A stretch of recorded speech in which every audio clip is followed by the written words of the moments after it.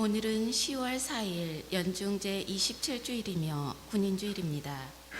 의로우시고 자애로우신 주님께서는 당신 포도밭인 교회를 끊임없이 가꾸시어 가려 심은 새싹들을 자라게 하십니다. 주님께서 우리를 참 포도나무이신 그리스도와 결합시키시어 영원한 생명의 열매를 풍성히 맺게 해주시기를 청하며, 또한 군인들이 어려운 여건에서도 신앙을 지켜나갈 수 있도록 마음을 모아 기도합시다. 모두 일어서십시오. 입당 성가는 독창자가 하겠습니다.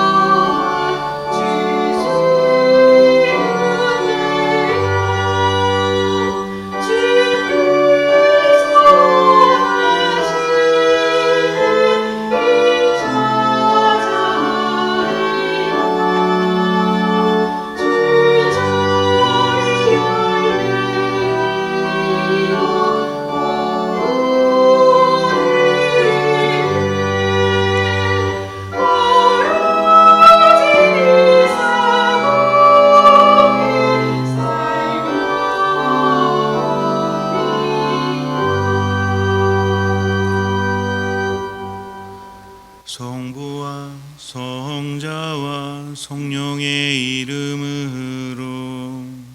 아멘. 우리 주 예수 그리스도의 은총과 하느님의 사랑과 성령의 친교가 여러분 모두와 함께 또한 사제의 영광과 함께. 참 예수님, 추석 연휴 잘 보내셨어요? 네. 가족들 제대로 만나지 못할 수도 있었고요. 또 만날 수도 있었습니다. 어쩌면 우리 마음속에는 서로에게 기쁨을 주고 힘을 주고자 하는데 내 상태가 그러지 못해서 의도하고 상관없이 아픈 말을 했을지도 몰라요. 내 안에 생명이 있어야 다른 사람도 살릴 수 있습니다. 중요한 건 내가 못났거나 능력이 없어서가 아니라 중심을 잡지 못하면 두렵고 불안할 수밖에 없다는 것이죠. 삶의 중심을 하느님께 둘 때 우린 중심을 잡을 수 있습니다. 주변 환경이 어렵고 힘들어도 하느님 바라보면서 지금을 살아갈 때 내 안에 생명력이 넘쳐 흐르는 것이죠. 잠시 눈을 감으시고요. 나를 힘들게 하고 내가 나답게 살지 못하게 하는 내 마음속에 두려움, 불안감 모두 주님께 맡기고 온전히 그분 안에 머물 수 있는 은총을 청하면서 이 거룩한 미사 봉헌하도록 하겠습니다.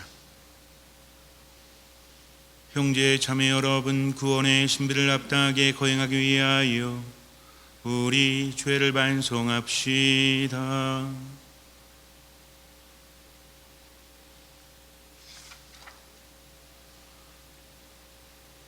진심으로 뉘우치는 사람을 용서하러 오신 주님, 자비를 베푸소서. 주님, 자비를 베푸소서. 죄인을 부르러 오신 그리스도님, 자비를 베푸소서. 그리스도님, 자비를 베푸소서. 성부 오른편에 중기자로 계신 주님, 자비를 베푸소서. 주님, 자비를 베푸소서. 전능하신 하느님, 저희에게 자비를 베푸시어 죄를 용서하시고 영원한 생명으로 이끌어 주소서. 아멘. 하늘 높은 데서는 하느님께 영광, 땅에서는 주님께서 사랑하시는 사람들에게 평화. 주 하느님, 하늘의 임금님, 전능하신 아버지 하느님, 주님을 기리나이다 찬미하나이다. 주님을 흠수하나이다 찬양하나이다. 주님 영광 크시오니 감사하나이다. 외아들 주 예수 그리스도님, 주 하느님, 성부의 아드님, 하느님 하느님의 어린 양 세상의 죄를 없애시는 주님, 저희에게 자비를 베푸소서. 세상의 죄를 없애시는 주님 저희의 기도를 들어주소서. 성보는 편에 앉아 계신 주님, 저희에게 자비를 베푸소서. 홀로 거룩하시고 홀로 주님이시며 홀로 높으신 예수 그리스도님 성령과 함께 아버지 하느님의 영광 안에 계시나이다. 아멘. 기도합시다.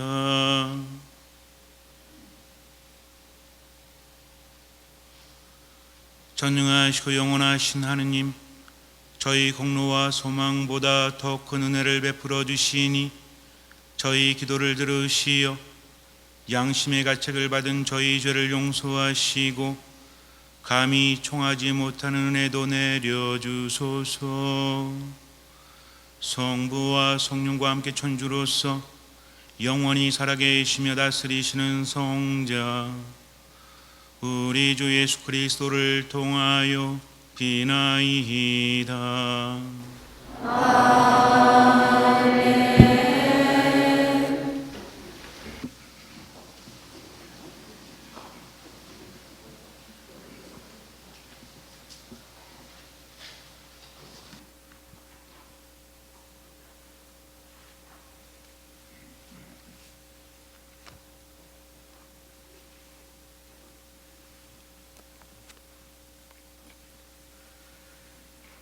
이사야서의 말씀입니다. 내 친구를 위하여 나는 노래하리라. 내 애인이 자기 포도밭을 두고 부른 노래를. 내 친구에게는 기름진 산등성이에 포도밭이 하나 있었네. 땅을 일구고 돌을 골라내어 좋은 포도나무를 심었네. 그 가운데에 탑을 세우고 포도 확도 만들었네. 그러고는 좋은 포도가 맺기를 바랐는데 들포도를 맺었다네. 자, 이제 예루살렘 주민들아, 유다 사람들아, 나와 내 포도밭 사이에 시비를 가려다오. 내 포도밭을 위하여 내가 무엇을 더 해야 했더란 말이냐? 내가 해주지 않은 것이 무엇이란 말이냐? 나는 좋은 포도가 맺기를 바랐는데 어찌하여 들포도를 맺었느냐? 이제 내가 내 포도밭에 무슨 일을 하려는지 너희에게 알려주리라. 울타리를 걷어치워 뜯어먹히게 하고 담을 허물어 짓밟히게 하리라. 그것을 황폐하게 내버려 두어 가지치기도 못하고 김매기도 못하게 하여 가시덤불과 엉겅퀴가 올라오게 하리라. 또 구름에게 명령하여 그 위에 비를 내리지 못하게 하리라. 만군의 주님의 포도밭은 이스라엘 집안이요 유다 사람들은 그분께서 좋아하시는 나무라네. 그분께서는 공정을 바라셨는데 피 흘림이 웬 말이냐? 정의를 바라셨는데 울부짖음이 웬 말이냐? 주님의 말씀입니다. 하느님 감사합니다.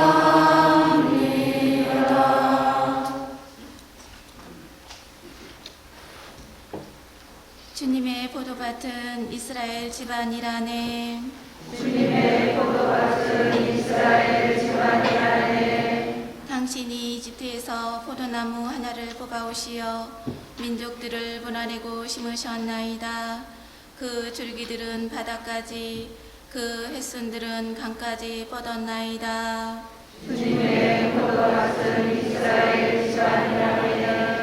어찌하여 당신은 그 울타리를 허물어 지나가는 사람마다 따먹게 하셨나이까? 숲에서 나온 멧돼지가 파헤치고 들짐승이 질밟아 버리나이다. 주님의 포도밭은 이스라엘 집안이 안에 만군의 하느님 어서 돌아오소서. 하늘에서 굽어 살피시고 이 포도나무를 찾아오소서. 당신 오른손이 심으신 나뭇가지를 당신 위에 키우신 아들을 찾아오소서. 주님의 포도밭은 이스라엘 집안이 안에 저희는 당신을 떠나지 않으리이다. 저희를 살려주소서. 당신 이름을 부르리이다. 주 만군의 하느님 저희를 다시 일으켜 주소서. 당신 얼굴을 비추소서. 저희가 구원되리이다. 주님의 포도밭은 이스라엘 집안이 안에 사도 바오로의 필리피서 말씀입니다. 형제 여러분, 아무것도 걱정하지 마십시오. 어떠한 경우에든 감사하는 마음으로 기도하고 간구하며 여러분의 소원을 하느님께 아뢰십시오. 그러면 사람의 모든 이해를 뛰어넘는 하느님의 평화가 여러분의 마음과 생각을 그리스도 예수님 안에서 지켜줄 것입니다. 끝으로 형제 여러분, 참된 것과 고귀한 것과 의로운 것과 정결한 것과 사랑스러운 것과 영예로운 것은 무엇이든지 또 덕이 되는 것과 칭송받는 것은 무엇이든지 다 마음에 간직하십시오. 그리고 나에게서 배우고 받고 듣고 본 것을 그대로 실천하십시오. 그러면 평화의 하느님께서 여러분과 함께 계실 것입니다. 주님의 말씀입니다. 하느님 감사합니다. 알렐루야. 주님이 말씀하신다. 내가 너희를 세상에서 뽑아 세웠으니 가서 열매를 맺어라. 너희 열매는 길이 남으리라.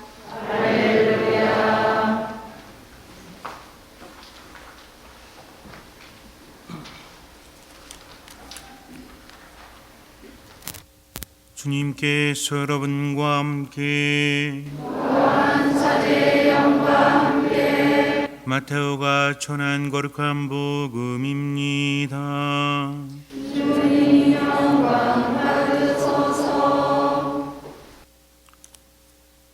그때 예수님께서 수석 사제들과 백성의 원로들에게 말씀하셨다. 다른 비유를 들어보아라. 어떤 밭임자가 포도밭을 일구어 울타리를 둘러치고 포도확을 파고 탑을 세웠다. 그리고 소작인들에게 내주고 멀리 떠났다. 포도철이 가까워지자 그는 자기 몫의 소출을 받아오라고 소작인들에게 종들을 보냈다. 그런데 소작인들은 그들을 붙잡아 하나는 매질하고 하나는 죽이고 하나는 돌을 던져 죽이기까지 하였다. 주인이 다시 처음보다 더 많은 종을 보냈지만 소작인들은 그들에게도 같은 짓을 하였다. 주인은 마침내 내 아들이야 존중해 주겠지 하며 그들에게 아들을 보냈다. 그러나 소작인들은 아들을 보자 저자가 상속자다. 자, 저자를 죽여버리고 우리가 그의 상속 재산을 차지하자 하고 저희끼리 말하면서 그를 붙잡아 포도밭 밖으로 던져 죽여버렸다. 그러니 포도밭 주인이 와서 그 소작인들을 어떻게 하겠느냐? 그렇게 악한 자들은 가차없이 없애버리고 제때 소출을 바치는 다른 소작인들에게 포도밭을 내줄 것입니다 하고 그들이 대답하자 예수님께서 그들에게 말씀하셨다.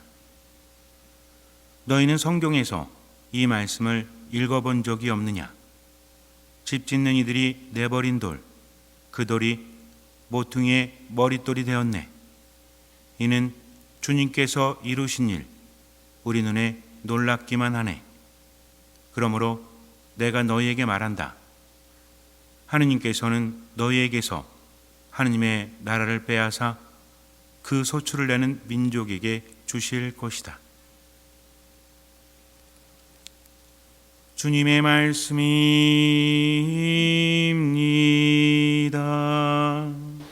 그리스도님 찬미합니다.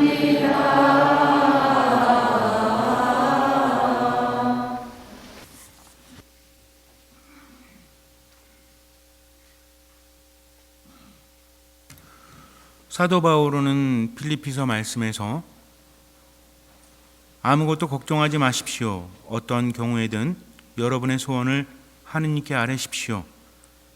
그러면 하느님께서 들어주시고 우리에게 주실 거라는 그런 내용의 말씀을 하십니다. 우리는 하느님께 많은 것들을 바라죠. 중요한 것은 내가 바라는 대로 받지 못하기 때문에 힘들다는 것입니다. 믿음으로 청하는 것은 무엇이든 이루어 주신다고 했는데 내가 하는 기도가 왜 하느님께 닿지 않을까? 그렇게 간절히 기도하는데, 그리고 내가 바라는 내용이 나쁜 것도 아니거든요. 다른 사람을 죽여달라는 것도 아니고, 가끔 그렇게 기도할 때가 있나요? 저 인간 좀 죽여주십시오. 저 사람 좀 망하게 해주십시오. 라는 기도라면 몰라도 아프지 않게 해주십시오. 내가 행복하게 살 수 있도록 해주십시오. 우리 집안에 평화를 주십시오. 내가 잘 돼서 다른 사람에게 나눌 수 있을 만큼 성장하게 해주십시오. 라는 것은 나쁜 것이 아니잖아요. 자식이 부모에게 청할 때 부모는 합당하면 주지 않습니까? 어떻게든 주려고 애를 쓰죠. 우리는 그런 마음을 가지고 있는데 하느님께서 우리를 내 아빠 엄마보다 더 사랑하시면 주셔야 되지 않을까 라는 생각을 할 때가 있습니다. 이것은 믿지 않는 분들이 우리에게 물어서가 아니라 내가 신앙인으로 살아감에 있어서 굉장히 중요한 질문이죠. 내가 하느님을 사랑하고 하느님께서 나를 사랑하신다면 내가 청하는 대로 주셔야 되지 않습니까? 그것이 비도덕적인 것이 아니라면, 법에 어긋나는 것이 아니라면 주셔도 좋지 않아요? 하느님께는 분명히 그런 힘이 있지 않습니까? 그것을 믿기 때문에 나는 청하는데, 그런데 왜 주지 않으실까? 우리는 내가 원하는 대로 세상을 바라보고 내가 원하는 대로 듣습니다. 하느님의 말씀을 들을 때도 내 입장에서 내 위주로 이기적으로 듣는다는 거죠. 청하면 주실 것이다. 여기에서 나는 청했고요. 그러니까 하느님께서는 주실 것이다 라는 생각만 합니다. 그런데 예수님께서는 무엇으로 청하라고 했죠? 믿음으로 청하라고 했습니다. 중요한 건 믿음으로 청할 때 하느님 아버지께 받을 수 있다는 거죠. 오늘 필리피서에서도 말씀하십니다. 어떠한 경우에든 어떤 마음으로? 감사하는 마음으로. 듣는 마음이 좋긴 좋아요. 그런데 감사하는 마음으로 기도하고 간구하며 여러분의 소원을 하느님께 아뢰십시오. 무조건 청하는 것이 아니라 어떤 마음으로? 감사하는 마음으로 청하는 거죠. 어떤 경우에? 어떠한 경우에든. 그렇다면 나는 진정 감사하는 마음을 가지고 있는가? 믿음이 있는 사람은 어떤 마음을 가진 사람이다? 감사하는 마음을 가진 사람이다. 그렇다면 감사하는 사람은 그냥 혼자 감사하는 게 아니라 어떤 마음을 가져야? 여러분을 위해서 제가 질문을 만들어낸 겁니다. 지금 어떤 마음? 듣는 마음을 가져야 감사할 수 있습니다. 굉장히 중요하거든요.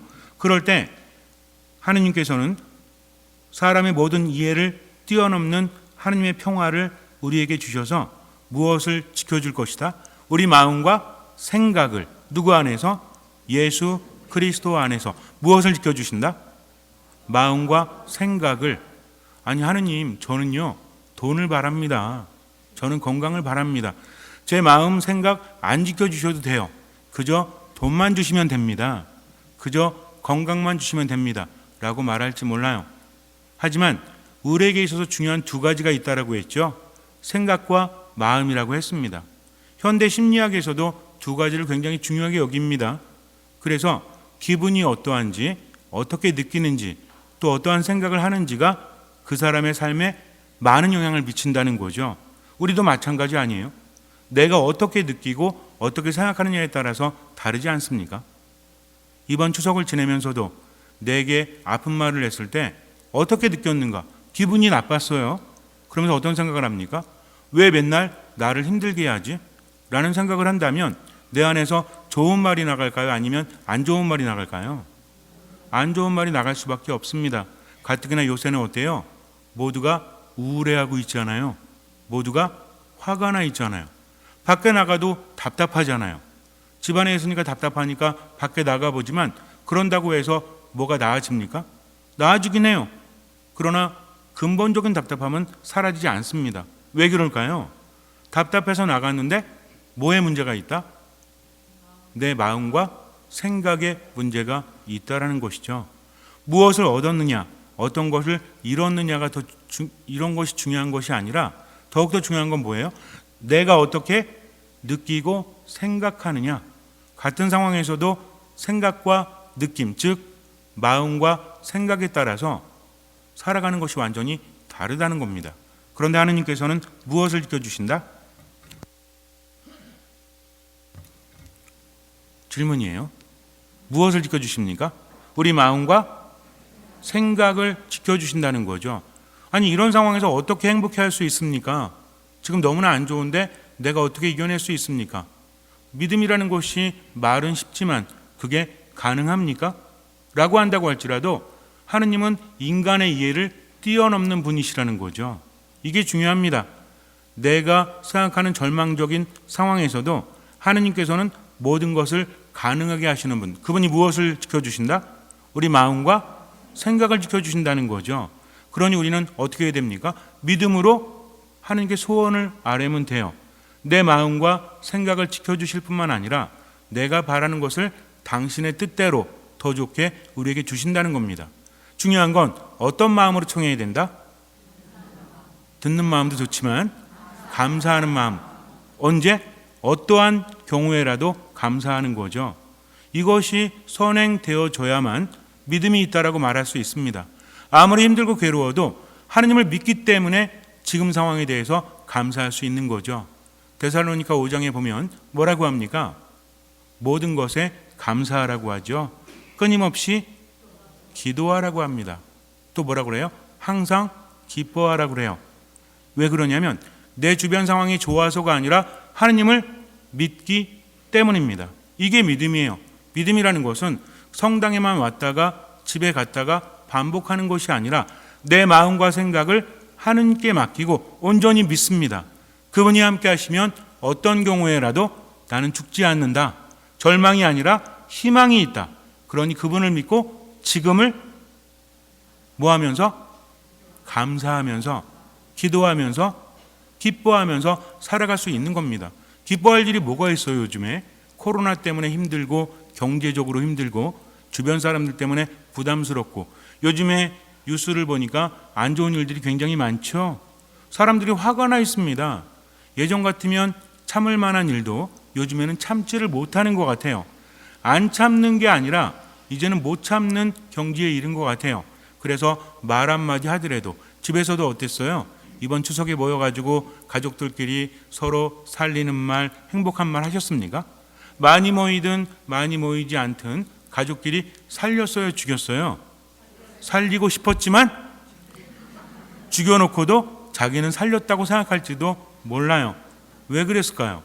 괜히 정치 얘기했다가 아버지와 아들이 갈라지고 또 괜히 엄한 소리하고 참견했다가 부부간에 다투고 그래서 이번 추석 기간에 가정폭력 신고건이 예년에 비해서 굉장히 많았다고 합니다. 왜 그럴까요? 어쩌면요, 그러고 싶지 않은데 자꾸만 그렇게 되는지도 몰라요. 무엇을 잃었기 때문에? 마음과 생각을 잃었기 때문입니다. 그래서 중요한 것은 뭘 잘 지켜야 된다? 마음과 생각을. 근데 이것은 우리가 지킬 수 있는 것이 아니라 인간의 모든 이해를 뛰어넘는 하느님께서 지켜주시는 것이다. 누구 안에서? 예수 그리스도 안에서. 우리는 어디 머물러야 돼요? 예수 그리스도 안에 머물면 하느님께서 우리의 마음과 생각을 지켜주신다는 거죠. 중요합니다. 어떤 마음으로? 이럴 때 듣는 마음이 중요한 거예요. 듣는 마음을 가질 때 예수 그리스도 안에 머물 수 있기 때문에 그래요. 어떠한 경우에라도 감사할 수 있는가? 이것은 쉬운 경지가 아닙니다. 하느님을 바라볼 때만 그것이 가능하다는 거죠. 아무것도 보이지 않아요. 화가 나서, 짜증나서, 절망감으로 인해서 보이지 않지만 그래도 우리는 보이지 않는 것을 희망하죠. 그분께서 거기에 계시기 때문입니다. 안개가 낍니다. 그러면 앞에 있는 게 안 보이죠? 여러분들 목감천 걸어보셨어요? 예전에 한번 제가 목감천을 걷는데 앞이 전혀 안 보여요. 그런데 앞에 뭐가 있다는 거 압니까? 모릅니까? 왜 알죠? 안 보이는데? 경험했기 때문에, 느낌으로 알아요? 평상시에도 걸어봤기 때문에 그래요. 얼마만큼 걸어가면 화장실이 있고 얼마만큼 걸어가면 건너가는 길이 있다는 것은 이미 알고 있기 때문입니다. 마찬가지예요. 하느님과의 관계 안에서 그분이 어떤 분이신지, 그분이 나를 어떻게 생각하시는지 체험한 사람들은 눈앞이 캄캄하고 안개가 껴있다고 할지라도 그것을 이미 알고 있다는 거죠. 그래서 믿습니다. 주님, 제게는 불가능하지만 저를 너무나 사랑하시고 불가능이 없으신 당신께는 모든 것이 가능하기 때문에 저는 맡기고 지금을 어떻게 살아간다? 물론 최선을 다하는데 오늘의 주제로 감사하며 살아갑니다. 그러면서 감사하면 그 다음부터 기적이 일어납니다. 우리 마음과 생각이 지켜질 뿐만 아니라 여러 가지 기적이 일어난다는 거죠. 그래서 일반 사람들도 감사함을 많이 이야기합니다. 감사할 때 많은 기적들이 일어난다는 거죠. 하지만 어떻게 하면 감사할 수 있을까? 어떤 사람이 농부가 산에 가면서 산에 이제 도토리를 좀 따러 갔어요. 근데 가만히 보니까 주변에 보니까 예전엔 초가집이 있었고 그 위에 호박, 박 이런 것들이 넝쿨에 달려 있죠. 가만히 보니까 뭔가 좀 못마땅합니다. 왜냐하면 넝쿨은 약한데 박은 굉장히 크잖아요. 호박도 크잖아요. 불쌍해 보여요, 넝쿨이. 하늘을 보면서 이렇게 이야기합니다. 하느님, 당신은 참 불공평하시군요. 저렇게 연약한 줄기에 저렇게 커다란 박이나 호박이 열리게 하시니 왜 세상을 이렇게 만드셨습니까? 라는 생각을 했어요. 그리고 산에 올라갔더니 아름드리 나무, 굉장히 커다란 나무에 도토리가 얼마네요? 조그맣잖아요. 하늘을 보면서 또 이야기합니다. 정말 불공평하시군요. 이렇게 큰 나무에는 저렇게 조그만 열매가 맺게 하시다니 왜 세상을 이렇게 만드셨습니까? 하면서 도토리를 따다가 피곤해가지고 나무 밑에서 잠이 들었어요. 한참 자는데 뭐가 뚝 떨어집니다. 도토리 하나가 떨어져가지고 이마에 닿은 거예요. 깜짝 놀라서 깼죠? 가만히 생각을 합니다. 만약에 도토리가 호박만 했다면, 박만 했다면 어떻게 됐을까요? 하늘을 보면서 이렇게 합니다. 하느님 역시 공평하시군요. 라고 이야기했다고 합니다. 우리는 저마다 처지에서 다르게 생각합니다. 내 위주로 하느님 바라본다는 거죠. 얼마나 기도했는데요. 얼마나 당신 뜻대로 살았는데요. 하느님, 제가 얼마나 착하게 산지 아십니까? 얼마나 손해보면서 산지 아십니까? 하지만 하느님을 믿지 않는 사람들도 그렇게 살아요. 하느님을 믿는 우리가 믿지 않는 사람보다 나은 것이 무엇입니까? 정말 하느님 바라보면서 어떠한 경우에라도 감사할 수 있었는가? 불평하는 사람들은 불평을 할 수밖에 없지만 그러나 어떻게 해야 됩니까? 생각을 해야 된다는 거죠. 우리는 불평을 합니다. 불평 아침부터 했을 수도 있죠. 아니면 오늘 안 했으면 어제 불평 안 했어요? 그제는 불평 안 했습니까?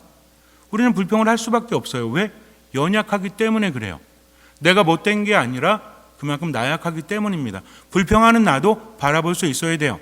꼬집으면 아파요, 안 아파요? 아프죠? 근데 조금 이렇게 안 아프면 참을 수도 있지만 더 세게 꼬집으면 아픕니다. 이 감각은 왜 있는 겁니까? 그런 거 없었으면 좋겠잖아요. 뜨거운 거 만지면 뜨거워요, 안 뜨거워요? 뜨겁죠? 차가운 거 만지면? 똑똑하시네요. 그럼 왜 그럴까요? 안 그러면 좋잖아요. 근데 뜨겁다는 것은 나를 괴롭히는 게 아니라 뜨거우니까 만지지 마라. 통증을 못 느끼면 어떻게 되는지 아십니까? 그런 병도 있잖아요. 통증을 못 느끼게 되면 몸에 커다란 일이 벌어져도 알지 못하니까 죽을 수도 있다고 합니다. 그래서 통증이라는 것은 나쁜 것이 아니라 우리에게 알려주는 하나의 신호라는 거죠. 마찬가지입니다. 내가 왜 이럴까? 나는 왜 불평을 할까가 아니라 불평도 보다 하나의 신호구나. 내가 부정적인 것을 느끼기 때문에 내 마음이 불편하기 때문에 신호를 느끼는구나. 그러니까 어떻게 해야 되겠다? 이것을 잘 해결해야 되겠다. 내 힘으로 안 되면 하느님께 기도해야 되겠다 라고 하니까 불평조차도 어때요? 처음에는 불평하지만 내가 생각하니까 성장할 수 있는 기회로 삼을 수 있죠. 내가 어떤 말만 하면 내가 사랑하는 사람은 왜 저렇게 좀 이렇게 뭐라고 할까 민감하게 반응하는지 몰라. 내가 말만 하면 왜 자꾸만 저렇게 짜증을 내는지 몰라 라고 생각을 했다가 내가 어떤 말을 했을까, 내 어떤 말이 저 사람을 건드렸지 라고 생각을 한다면 그것은 무엇이 됩니까? 기회가 될 수도 있다는 거죠. 상대방도 변하지 않지만 나도 변하지 않았잖아요. 툭하면 화내잖아요. 왜 맨날 말을 그렇게 해? 내가 그렇게 싫어? 싫으면 싫다고 말해. 도장 확 찍어줄게. 이렇게 하는 게 아니라 말을 바꾸는 겁니다.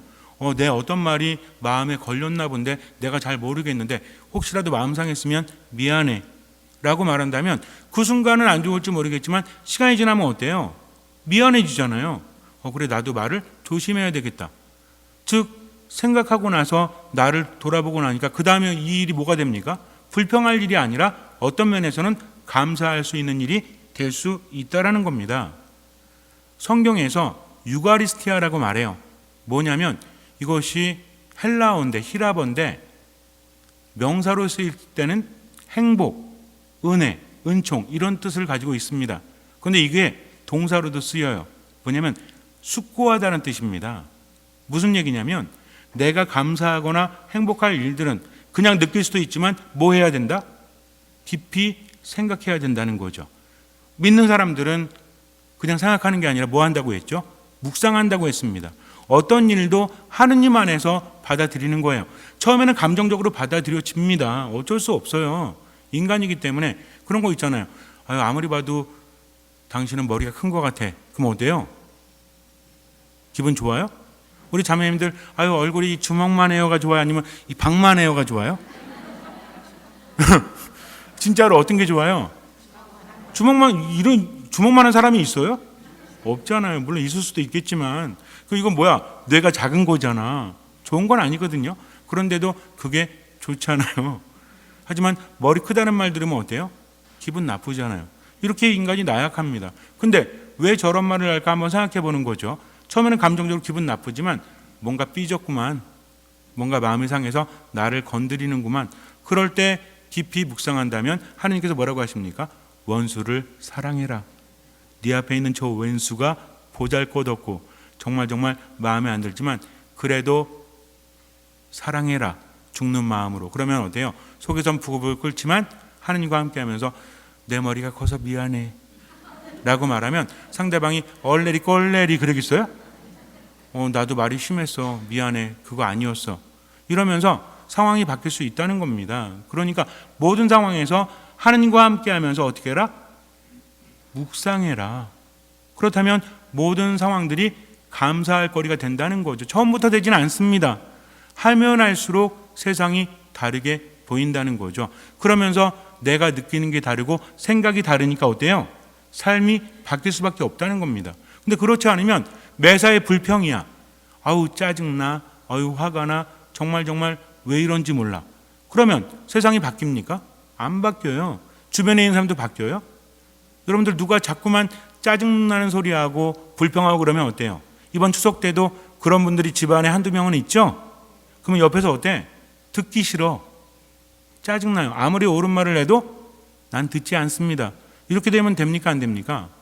안 된다는 거죠. 그래서 정말 중요한 건 내 안에 있는 것이 밖으로 나가기 마련인데 내가 감사하는 마음으로 모든 것을 숙고한다. 즉 하느님과 함께 묵상하다 보면 뭘 느낍니까? 감사함을 느낍니다. 그럼 어떻게 돼요? 말 자체가 바뀐다는 거죠. 감사하는 사람은 지배하려고 하지 않습니다. 모든 것이 하느님께로부터 온 것을 알기 때문에 감사해요. 많은 것을 받아요. 아니 점점 어떻게 될까요? 마음이 풍족해집니다. 생각이 넓어지죠. 그러니까 어때요? 사람을 죽이는 말이 아니라 살리는 말을 합니다. 상대방을 제어하려고 하지 않는다는 거죠. 정말 조심해야 될 게 뭐냐면 우리는 내가 옳다라고 해서 가족들이나 자식들이나 또 다른 사람을 지배하려고 합니다. 정치적인 것이든 사회적인 것이든 무엇이든 내 말을 따라야 되는 거죠. 안 따르면 어떻게 해요? 힘으로 누르기도 하고 삐지기도 하고 이렇게 하면서 상대방을 조종하려고 합니다. 여러분들은 그래요, 안 그래요? 대답하지 마세요. 이거는 뭐냐면 본인이 알아요. 내가 불안하구나, 내가 두렵구나. 이런 사람들은 스트레스에 대해서 대항할 수 없습니다.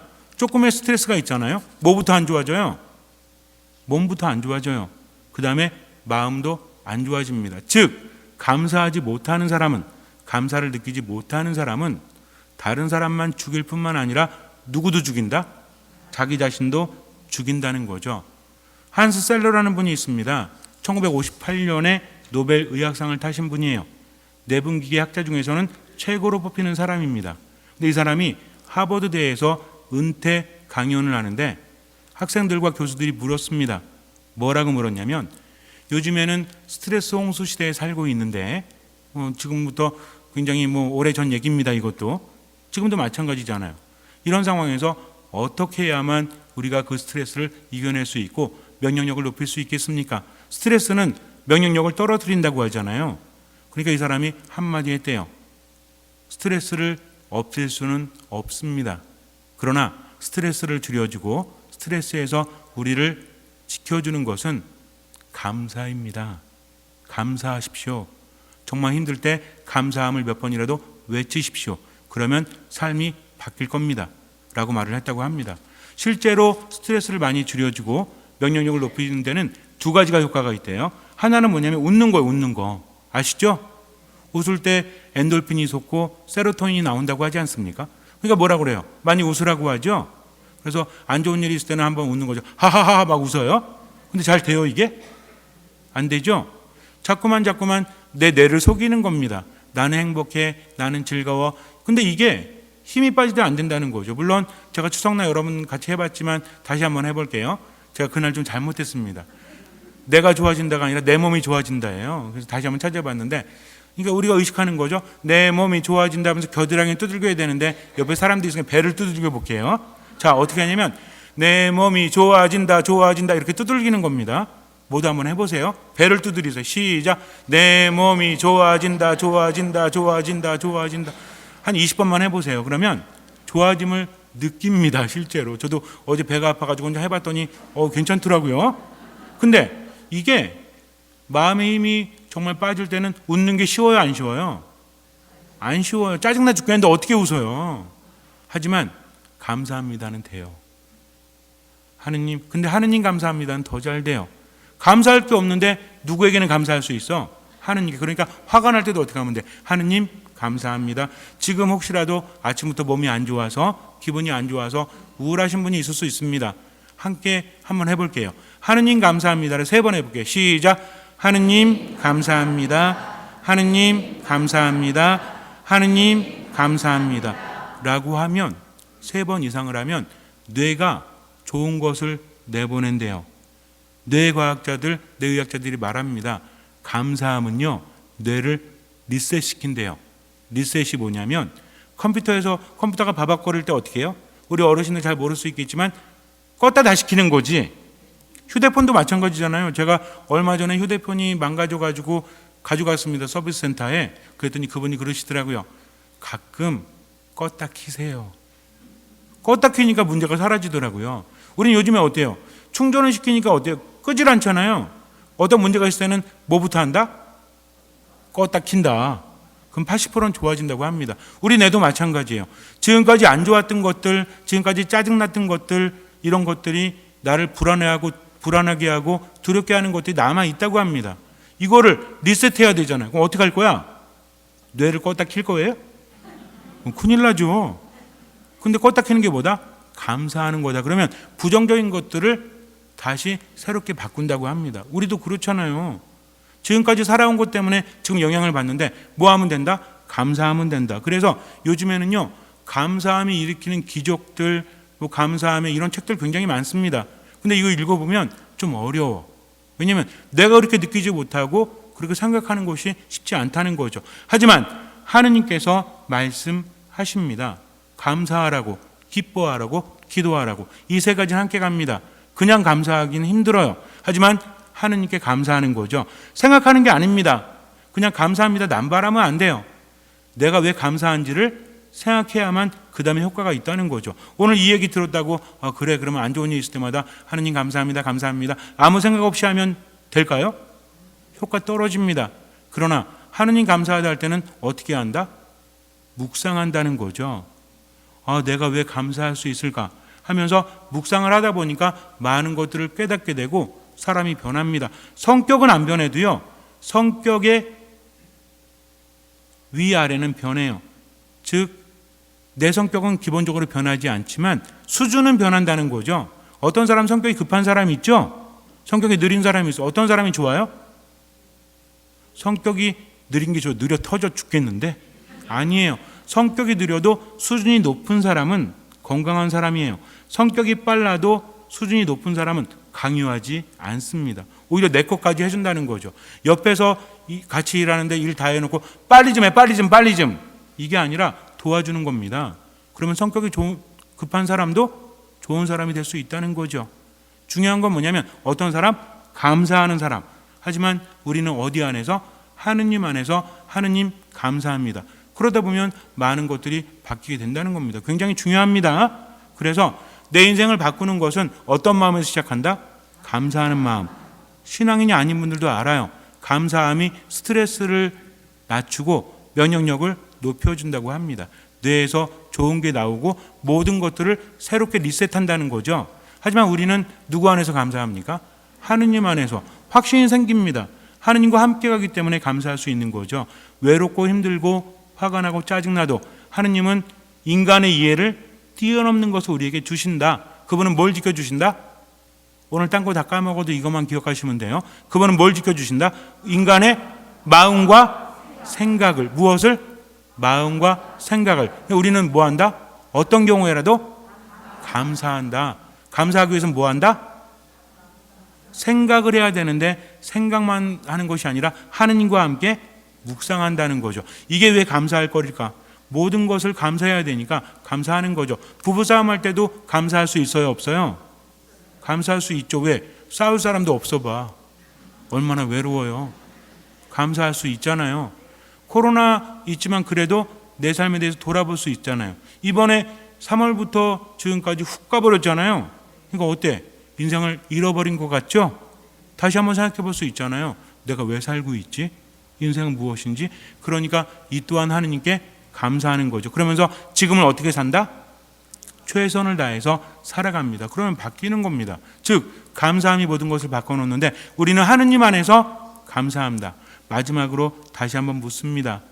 삶을 바꾸는 것, 우리를 살아있게 하는 것은 어디부터 시작한다?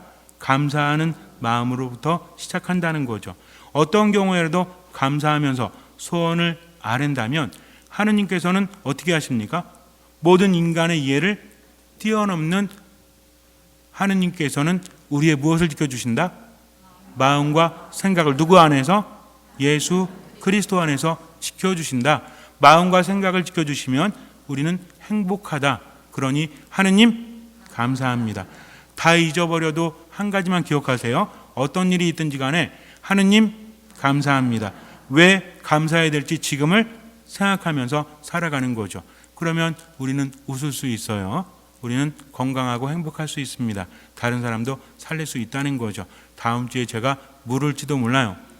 자신감은 없습니다. 요새 자꾸만 까먹어. 그래서 묻는다고 하고도 까먹을지 모르겠지만 여러분 지난 한 주간 행복하셨습니까? 왜 행복했죠? 감사했기 때문입니다. 왜 감사했습니까? 하느님 안에서 묵상했기 때문입니다. 묵상해 보니까 모든 것이 감사할 거리더라고요. 하면서 살아간다면 얼마나 행복합니까? 그래서 이 어려운 시기 하느님 안에 머무르시기 바래요. 잠시 눈을 감으세요. 아무것도 걱정하지 마십시오. 어떠한 경우에든 감사하는 마음으로 기도하고 간구하며 여러분의 소원을 하느님께 아뢰십시오.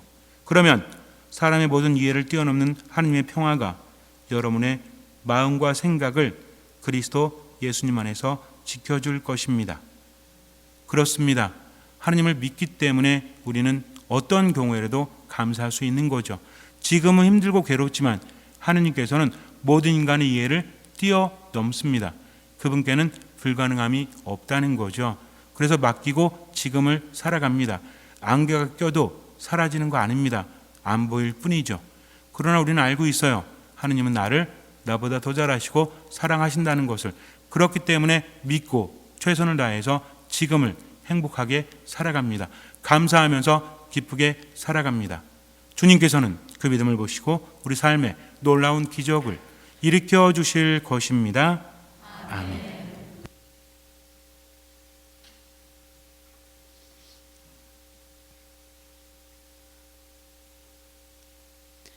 모두 일어서십시오. 전능하신 천주 성부 천지 창조주를 저는 믿나이다.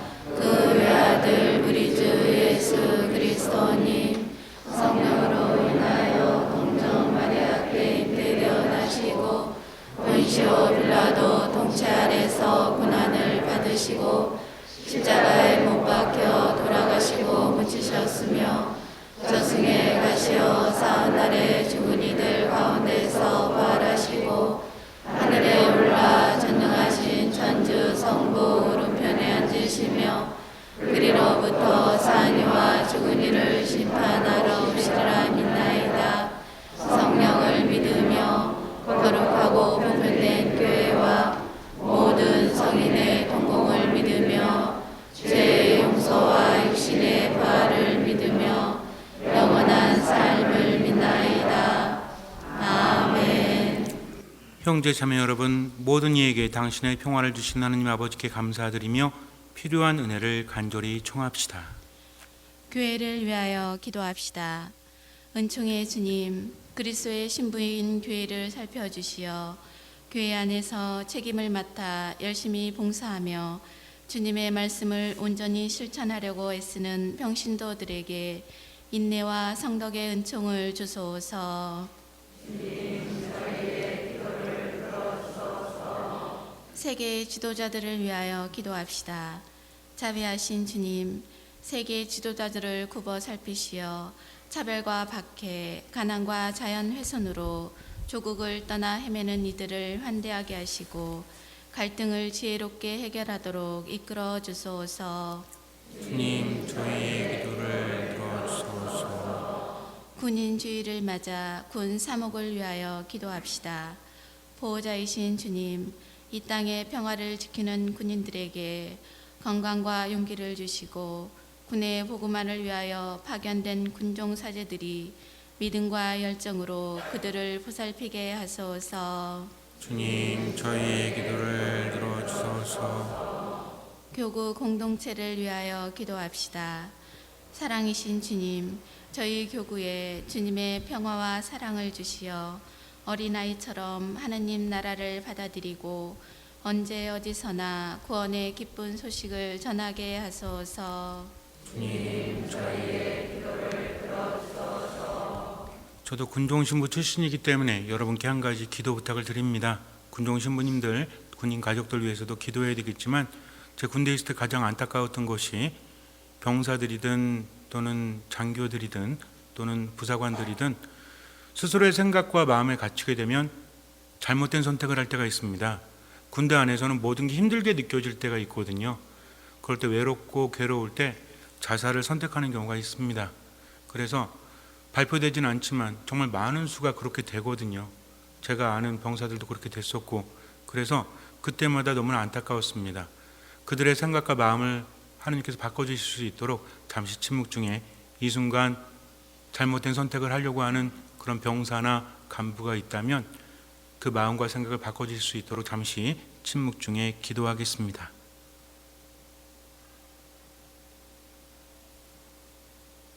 자비하신 주님 예수 그리스도를 기억하며 청하는 자녀들의 기도를 즐겨 들어주소서. 우리 주 그리스도를 통하여 비나이다. 아멘. 모두 앉으십시오.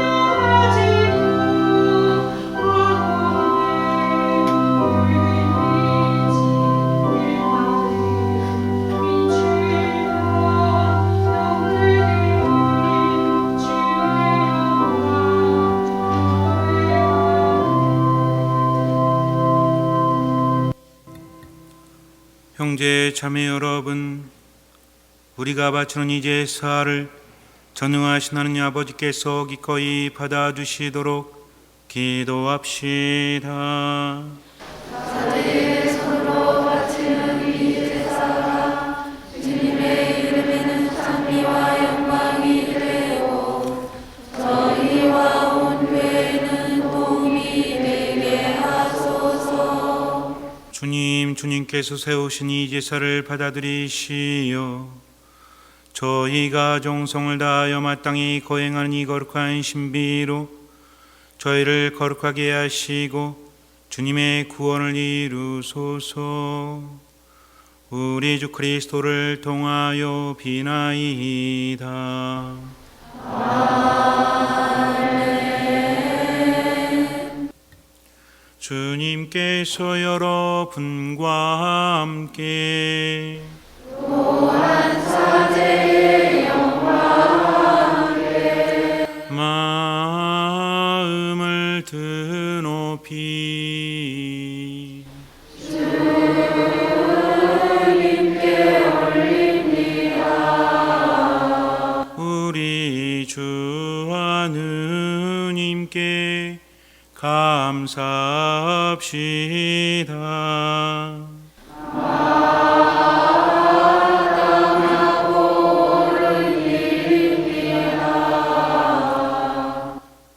거룩하신 아버지, 전능하시고 영원하신 주 하느님, 언제나 어디서나 아버지께 감사함이 참으로 마땅하고 옳은 일이며 저희 도리요 구원의 길이옵니다. 아버지께서는 세상을 덧없이 사랑하시어 그리스도를 저희에게 구세주로 보내주시고 죄 말고는 저희와 똑같은 처지에서 살게 하셨나이다. 그리하여 성자를 사랑하셨듯이 저희를 사랑하시고 저희가 순종하지 않아 죄를 지어 깨뜨린 계약을 성자의 순종으로써 다시 맺어 주셨나이다. 그러므로 주님 모든 천사와 성인과 함께 저희도 주님을 찬양하며 환호하나이다. 거룩하시도다. 거룩하시도다. 거룩하시도다. 온 우리의 주 하느님, 하늘과 땅에 가득 찬 그 영광, 높은 데서 오산나. 주님의 이름으로 오시는 분 찬미 받으소서. 높은 데서 오산나. 거룩하신 아버지께서는 모든 거룩함의 셈이시옵니다. 간구하오니 성령의 힘으로 이 예물을 거룩하게 하시어 우리 주 예수 그리스도의 몸과 피가 되게 하소서. 스스로 원하신 순환이 다가오자 예수님께서는 빵을 들고 감사를 드리신 다음 쪼개어 제자들에게 주시며 말씀하셨나이다. 너희는 모두 이것을 받아 먹어라. 이는 너희를 위하여 내어줄 내 몸이다.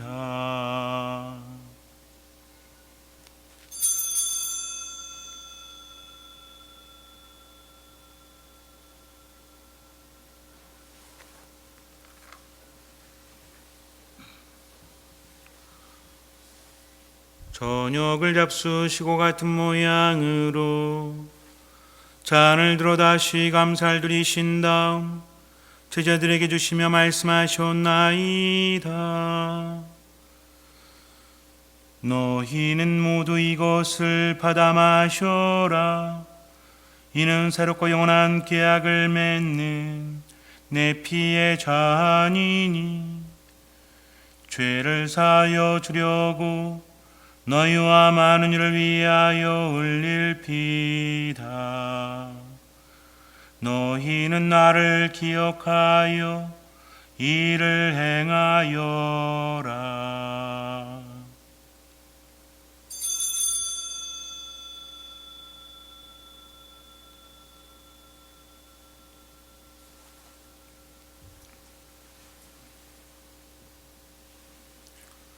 신앙의 신비요, 주님께서 오실 때까지 주님의 죽음을 전하며 부활을 선포하나이다. 아버지, 저희는 그리스도의 죽음과 부활을 기념하며 생명의 빵과 구원의 잔을 봉헌하나이다. 또한 저희가 아버지 앞에 나와 봉사케 하시니 감사하나이다. 간절히 청하오니 저희가 그리스도의 몸과 피를 받아 모시어 성령으로 모두 한 몸을 이루게 하소서. 주님, 온 세상에 널리 퍼져 있는 교회를 생각하시어 교황 프란치스코와 저희 중에 마티아와 리노와 요한과 모든 성직자와 더불어 사랑의 교회를 이루게 하소서. 부활의 희망 속에 고이 잠든 교우들과 세상을 떠난 다른 이들도 모두 생각하시어 그들이 주님의 빛나는 얼굴을 배웁게 하소서.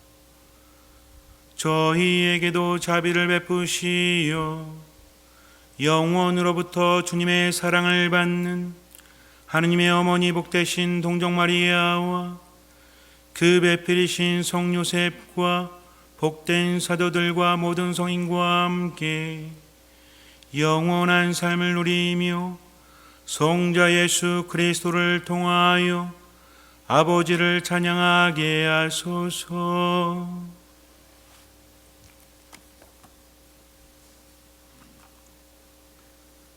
그리스도를 통하여 그리스도와 함께 그리스도 안에서 성령으로 하나 되어 전능하신 천주 성부 모든 영예와 영광을 영원히 받으소서.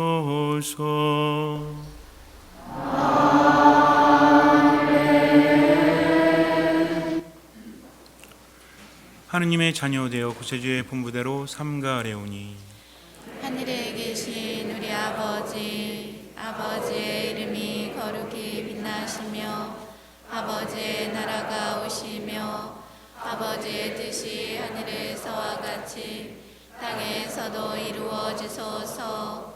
오늘 저희에게 일용할 양식을 주시고 저희에게 잘못한 일을 저희가 용서하오니 저희 죄를 용서하시고 저희를 유혹에 빠지지 않게 하시고 악에서 구하소서.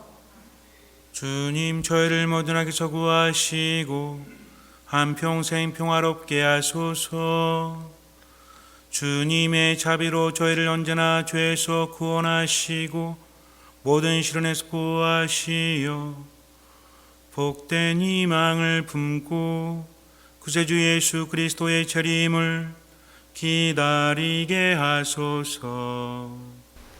주님께 나라와 권능과 영광이 영원히 있나이다. 주 예수 그리스도님 일찍이 사도들에게 말씀하시기를 너희에게 평화를 두고 가며 내 평화를 주노라 하셨으니 저희 죄를 헤아리지 마시고 교회의 믿음을 보시오. 주님의 뜻대로 교회를 평화롭게 하시고 하나 되게 하소서. 주님께서는 영원히 살아계시며 다스리시나이다.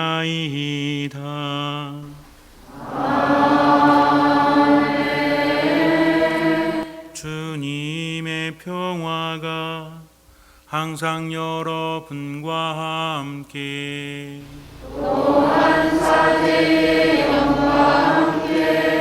평화 인사는 말하지 않고 목례로만 하도록 하겠습니다. 평화 인사를 나눕시다.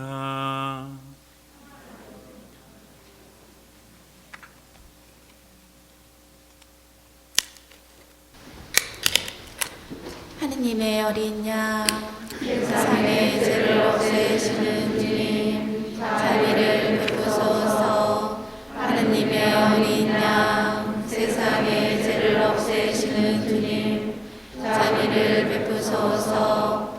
하느님의 어린 양, 세상의 죄를 없애시는 주님, 평화를 주소서.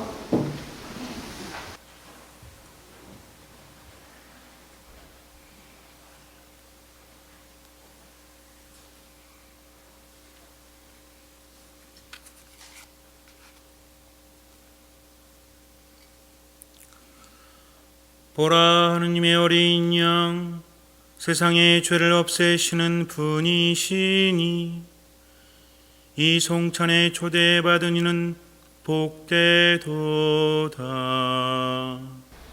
주님 제 안에 주님을 모시게 하지 않사오나 한 말씀만 하소서. 제 영혼이 곧 나으리라.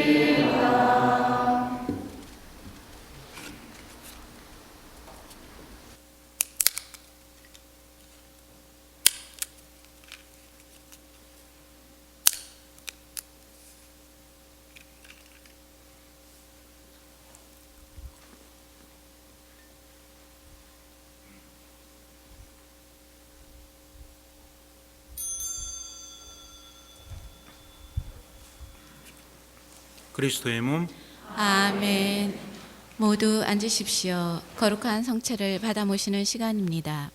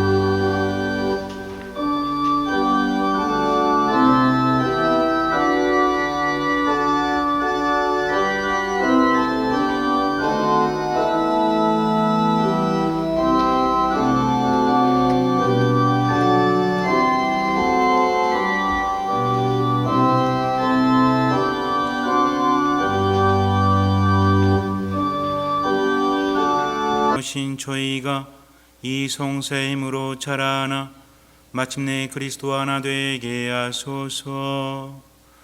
우리 주 그리스도를 통하여 비나이다. 주님께서 여러분과 함께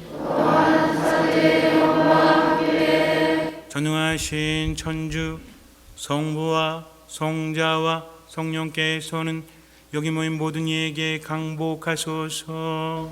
아멘. 주님을 찬미합시다. 하느님 감사합니다.